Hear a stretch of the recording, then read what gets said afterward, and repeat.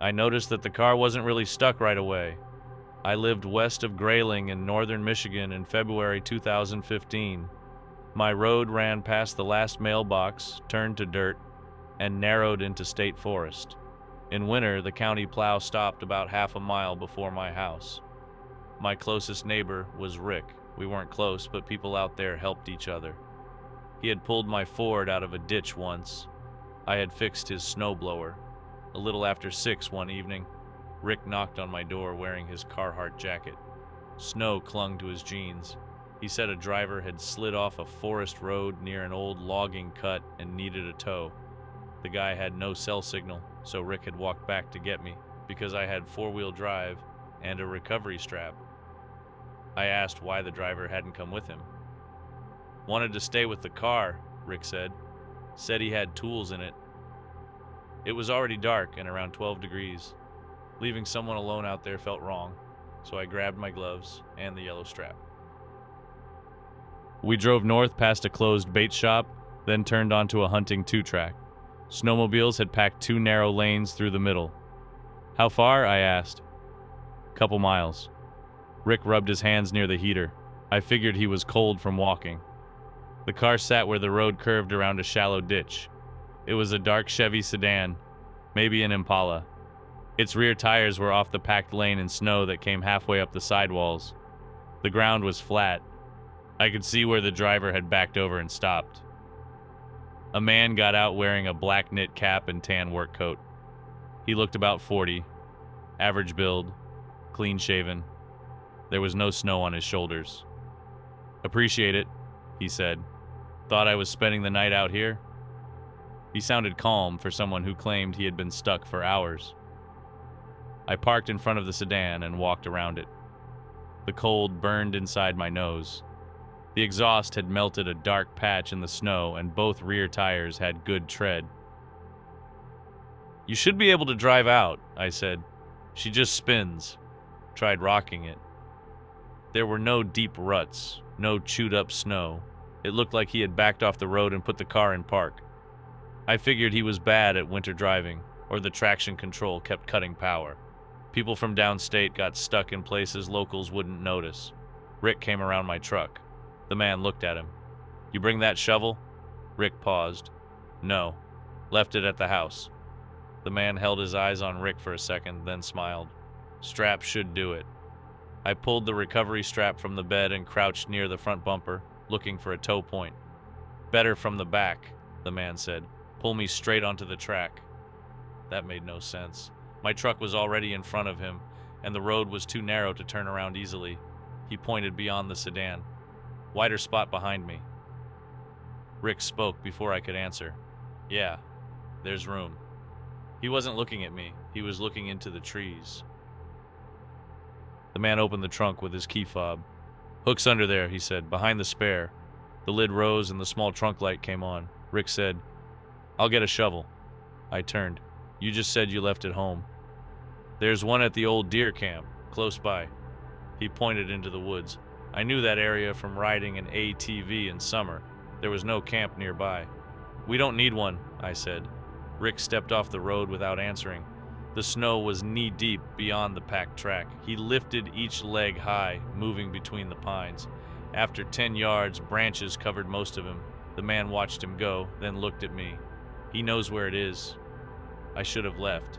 Instead, I stood there because nobody had raised a voice. My truck was running nearby, and Rick had only just walked into the trees. I carried the strap to the open trunk. A gray blanket covered part of the floor. A grocery bag sat by the wheel well. The spare compartment was open, but there was no tow hook inside. 2 license plates lay face down beside the spare. Snow clung around the bolt holes. One had a blue edge from another state. Next to them was a short-handled shovel. Wet dirt covered the blade. Then I saw the boots under the blanket. Brown leather, black rubber toes. One lace had been replaced with bright orange cord. Rick had fixed that lace in my garage 2 weeks earlier. I had given him the cord. The trunk smelled like gasoline and damp soil. The man stood just behind my right shoulder. "Find it?" he asked. I picked up the strap end. "Yeah, just buried." My mouth was dry. I could hear the engine idling and snow ticking against the exhaust pipe. I moved the grocery bag like I was searching. Inside was duct tape and a bundle of white zip ties. The man stepped closer. Should be under the spare cover. Got it. There was no hook. I lifted the trunk mat and made the metal buckle tap against the bumper, pretending to attach it. My hands were shaking inside my gloves. I glanced toward the woods. Rick was gone. His tracks ran between two pines, then disappeared in shadow. Maybe Rick owned two pairs. Maybe he had lent them to this guy. But nobody keeps another man's boots beside removed plates and a dirt-covered shovel. "You all right?" the man asked. Cold fingers. "Want me to do it?" "No, I got it." I fed the strap beneath the rear frame and pulled it back out. I didn't attach it. I only made a loose loop that looked connected from above, then closed the trunk. His smile was gone. "Where's the other end go?" "Receiver hitch on my truck." I walked back without hurrying, carrying the loose strap. When I opened my driver's door, he called after me, "You need to turn around." I looked back. He stood near the sedan with his right hand inside his coat pocket. "No room," I said. "You reverse while I pull forward. Keep your wheels straight." "That's not gonna work." "Snow's shallow. It'll work." We stared at each other for a few seconds. Then he removed his hand from the pocket. It was empty. "All right." He got into the sedan. I locked the doors, draped the strap over the hitch so it looked secured, then checked my phone. No service. The windshield was fogging at the edges. I wiped a clear patch with my glove and watched the sedan in the mirror. Its reverse lights came on. The strap lifted as the car rolled backward. It tightened for a second. Then the loose loop slipped from under the bumper. I hit the gas. My tires spun, caught, and threw snow across the sedan's hood. The truck jumped forward. I didn't look back until I was moving fast down the two-track. Branches scraped the truck. In the mirror, the sedan's headlights swung around. He was following me. There was an old logging turnaround ahead, but I couldn't remember how far. My truck fishtailed near a culvert. I straightened and pushed again. The sedan stayed about 50 yards back and moved easily. The car had never been stuck. I passed a faded orange marker nailed to a pine and remembered the turnaround was just beyond it. The road widened around a pile of cut branches. I swung left, backed once, and turned downhill toward the county road. The sedan reached the wide spot as I finished turning. Our headlights crossed. I saw the driver through his windshield. He didn't look angry. He looked focused, like he was trying to solve a problem. Then I was past him. He had to stop and turn around, which gave me a few seconds. The pickup bounced hard enough to knock a flashlight from the cup holder. I kept checking the mirror for his lights. At the county road, I turned east toward town. I got one bar of service near the bait shop and called 911. I told the dispatcher my neighbor was missing and that a man in a dark sedan had his boots, removed plates, a shovel, and zip ties in the trunk. She asked whether I had seen Rick get into the car. I said no. She asked whether I had seen a weapon. I said no. She told me to keep driving and meet a deputy at the gas station by the highway. The sedan never came out behind me. Deputies searched that night with snowmobiles and dogs. They found my yellow strap and Rick's tracks leading into the trees. About 40 yards in, his prints crossed older tracks and became hard to follow under wind-blown snow. The search continued after sunrise. Rick's house was unlocked. His wallet sat on the kitchen counter. His truck was in the driveway. The gray winter boots he wore to my door were never found. Police asked whether Rick had helped stage it, owed money, or planned to leave. As far as I knew, he didn't. They also asked why he had brought me out there. I had no answer. In April, after the snow melted, 2 turkey hunters found Rick in a low patch of woods about a mile from the road. The report mentioned exposure as a possible factor, but the investigation stayed open. I was never told much more. The driver was never identified. I had seen only the backs of the plates and couldn't give an exact model year. Dark Impalas were common. There was one detail I left out the first time I spoke to the deputies. I told them later, after I had replayed the drive enough times to be sure. Before we reached the sedan, Rick had asked me to switch off the dome light. He said the glare bothered him. When I reached up, I saw his face reflected in the passenger window. He wasn't watching the road. He was watching the handle of my driver's door. The order that almost got me pulled into an empty house looked completely normal until I was standing inside the garage. It was in October of 2023 when I was doing grocery deliveries around Raleigh after my regular job. I had planned to stop by 10. It was already 9:37 when a small order popped up from the Harris Teeter near Falls of News Road. The customer name was Denise. 23 basic items, including soup, bottled water, a rotisserie chicken, and paper towels. The address was in a newer subdivision past Durant Road. The tip was high enough that I accepted without thinking about it. Shopping took maybe 20 minutes. Denise messaged while I was in the store. "Can you please make sure the chicken is warm?" I replied that I had just picked it up. A minute later, she wrote, "Thank you. I hurt my leg and can't move around much." That explained the tip, or at least I thought it did. Outside, the parking lot smelled like wet leaves and hot grease from the takeout place next door. The carts rattled over damp pavement as I loaded the bags and sent the automatic message saying I was on the way. The neighborhood had a stone entrance sign and streets that curved for no reason. Most houses had porch lights on. A few had fake spider webs over the shrubs. Denise's street was near the back, beside a line of trees. Her house was dark, not just the porch, every window. The only light came from a street lamp across the road, and it barely reached the driveway. I checked the number twice. It matched the app. Before I could get out, a new message came in. "My porch light burned out. Sorry." I looked at the house again. There was no car in the driveway. The lawn had been cut recently, but a folded real estate sign was lying beside the garage, face down in the grass. A blue recycling bin stood near the curb with rainwater shining on its lid. Nothing about the place looked abandoned. It looked more like the owners had gone out for dinner and forgotten every light. I considered leaving the bags at the front door, then Denise sent another message. "I can't open the front door because of my leg. Could you bring them through the garage? Code is 4418. Please set them inside the kitchen." That was the first point where I should have left. Drivers are warned not to enter homes, but I had carried groceries inside for older customers before. This request felt close enough to those situations that I let myself treat it like one. I wrote, "I can place them inside the garage, but I can't enter the house." The typing bubble appeared almost at once. "That's fine. Garage connects to kitchen. I will get them from there."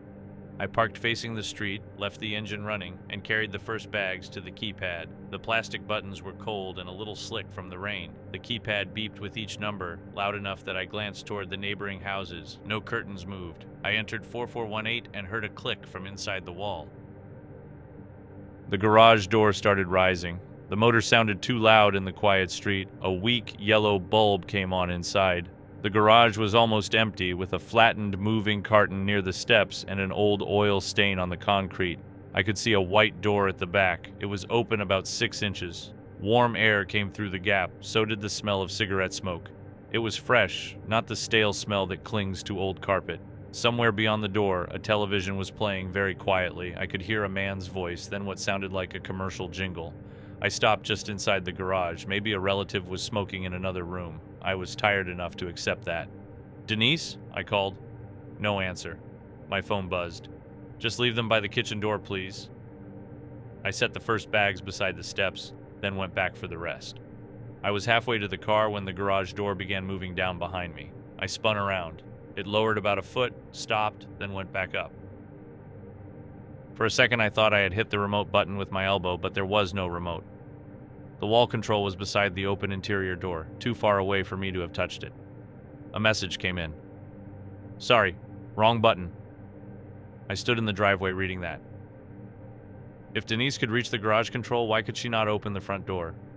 Maybe she was sitting in the kitchen. Maybe the button was low. I grabbed the last 2 bags and walked back, faster this time. The bulb inside the garage flickered once.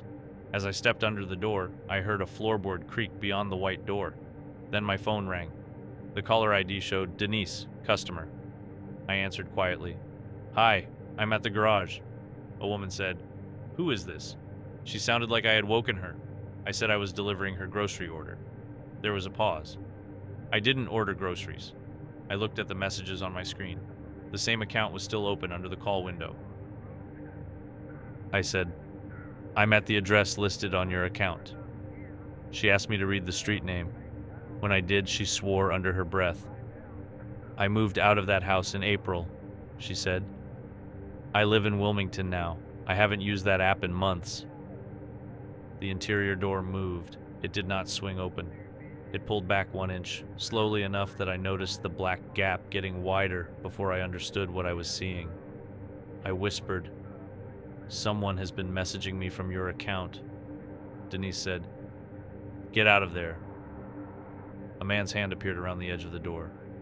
I dropped both bags. One split when it hit the concrete, and cans rolled under the garage light.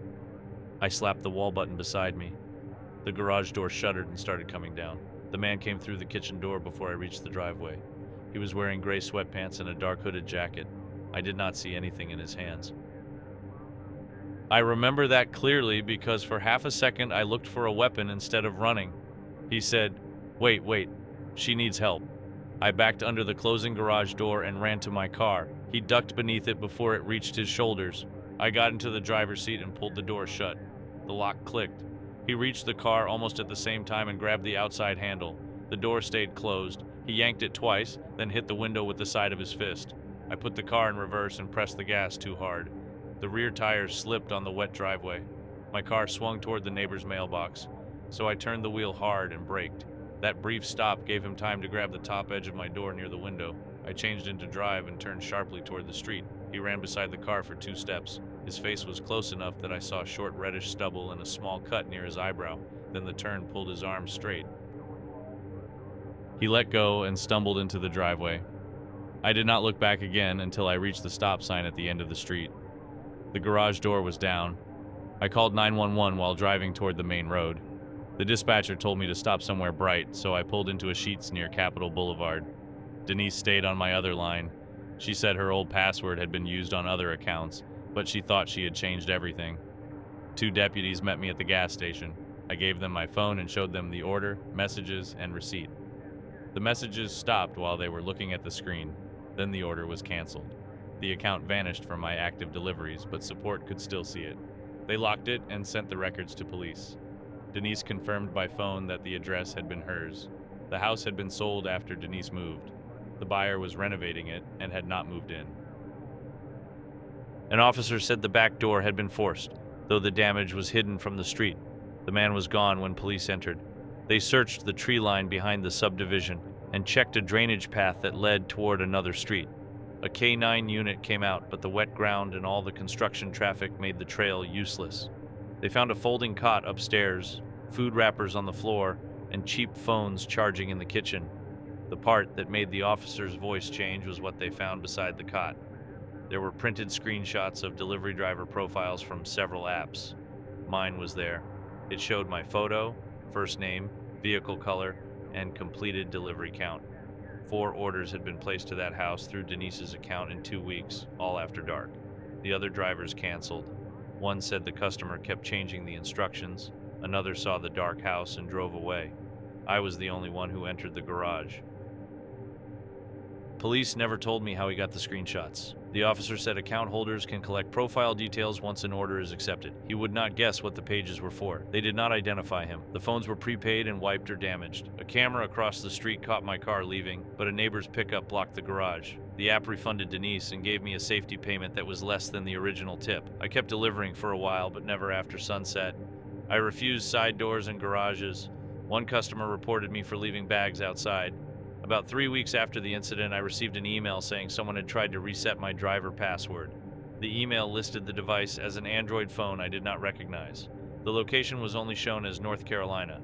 The request came at 9:41 at night. I changed the password, deleted my profile photo, and finished the last delivery I ever accepted. In January 2011, I was driving a late-night bus route on the south side of Chicago. I had been on that route for almost 4 years, so I knew the empty streets, the bad corners, and the stops where people would run up at the last second waving their hands. The cold that month was rough, the kind where the doors would freeze if they stayed open too long and the metal poles inside the bus felt like they had been sitting outside.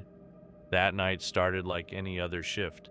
I was driving the last run toward the terminal near 79th Street with only 3 passengers left after midnight. There was a guy named Mike sitting near the front with a paper cup of coffee between his gloves.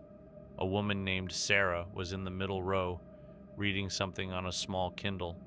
An older man everyone called Frank was by the window in the back half of the bus, watching the streets go by.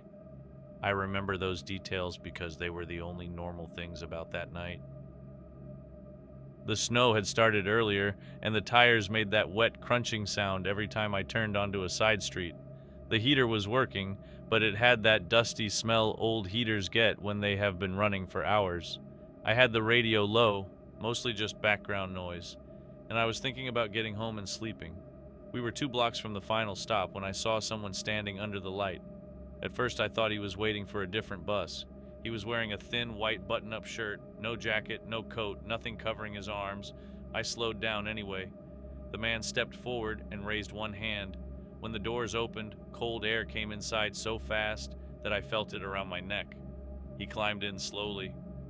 He didn't look drunk. He didn't look confused. He just looked like a guy who had somewhere to go. I said, "You okay, man? It's freezing out there." He looked at me for a second. "Yeah," he said. "I'm fine." His voice was calm. He paid the fare and walked all the way to the last row. I watched him in the mirror because I couldn't help it. A person dressed like that in Chicago in January was strange. But strange didn't always mean dangerous. People did weird things. I had seen people ride buses in pajamas. People fall asleep with grocery bags in their laps. People get on just to warm up before getting off a few stops later. I figured he was one of those people. The bus moved again. The next stop was on a quieter street near some apartment buildings. Mike stood up and pulled the cord. Before leaving, he looked toward the back and said, "Have a good night, Frank." Frank waved. "Take care, Mike." Mike stepped off. The doors closed. I started driving. Then the man in the back spoke. "Take care, Mike." I looked up at the mirror. He was still sitting in the last row. I thought maybe he was repeating it because he heard it clearly and thought it was funny. Some people did things like that when they were tired. I almost said something, but I didn't want to start a conversation with a stranger at 1 a.m. A few minutes later, Sarah pulled the cord. She packed her Kindle into her bag and stood near the door. "Night, Frank," she said. Frank nodded. "Night, Sarah." She got off. The bus was quiet again. The man in the back waited a few seconds. Then he said, "Night, Sarah." I tightened my grip on the wheel. This time it bothered me, not because he repeated the words. That was strange, but not impossible. It was because he copied the exact tone she used. Same tired voice. Same little pause before the name. I checked the mirror. He was looking out the window. I turned the next corner and saw the street sign. We were going the right way. At least I thought we were. Frank was the last passenger. He stood up near the back door and grabbed the rail. Before he left, he looked at me. "You gonna be okay driving this thing all the way back alone?" I laughed a little. "Been doing it for years," he smiled. "All right, stay warm." The doors opened. Frank stepped onto the snow. The man in the back stood up. That was when I noticed he had moved. He was no longer in the last row. He was sitting in Frank's seat. I don't know when he changed places. I had been watching the road. I should have seen him walk forward, but I didn't. He looked straight ahead. "All right, stay warm." I stopped the bus. Not hard. Just enough that I knew something was wrong. The man slowly turned his head. I said, "Wait, where are you trying to go?" He didn't answer. I asked again, "Where are you getting off?" For a few seconds, he just stared at me. Then he said, "The terminal." That was the correct answer. It was the last stop. Anyone on that bus was technically going there unless they got off earlier. I almost let it go. I really did. I put the bus back in gear. Maybe he was messing with me. Maybe he had some mental issue. Maybe he was just trying to freak out the driver because he knew nobody else was around. That was what I told myself while I drove. The problem was, the next street looked familiar. Too familiar. I saw the same laundromat sign with the broken blue light above it. I saw the same fenced empty lot.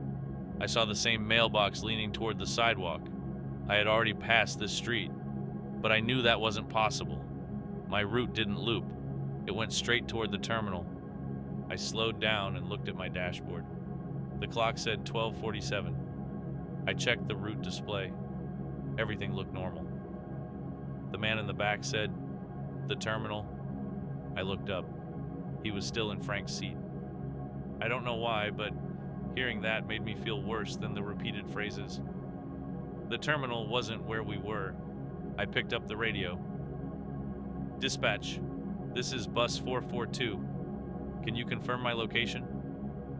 There was static for a second. Then a voice answered, "442, you're at the terminal." I looked out the windshield. I wasn't. I was stopped at an intersection I didn't recognize. I said, "No, I'm not. I'm near 79th. The dispatcher paused. 442, your signal shows you at the terminal. You've been there for about 20 minutes. I looked at the clock again. 12:47. The radio said 20 minutes. That was when I noticed something else. The bus was empty. The man was gone. I stood up and looked down the aisle. The seats were empty. The back door was closed. There was no way he had passed me without me seeing. I grabbed my flashlight and opened the front door. Snow covered the pavement outside. Fresh snow. I stepped down and looked around. There were no tracks. Not mine. Not his. I went back inside and locked the doors. A few minutes later, another bus pulled into the lot. The driver, a guy named Kevin, saw me sitting there with the engine off. He knocked on the window. I opened the door. He looked at me and said, "You all right?" I asked him what time it was. He checked his phone. 1:02. I told him what happened. He didn't laugh. He just looked at the bus number on the front and then back at me. "Man, you never left here." I thought he was joking. He wasn't. The dispatcher pulled the records the next morning. The GPS log showed bus 442 left the terminal at 12:07 and arrived back at 12:07. 40 minutes of missing time. No route, no stops, no movement. I quit that route after that week. A few days later, I went back to the garage to pick up some things from my locker. The supervisor asked me if I had reported a problem with the bus. I said no. He showed me the maintenance sheet. Someone had written that the rear heater had been running during my entire shift. That wasn't possible.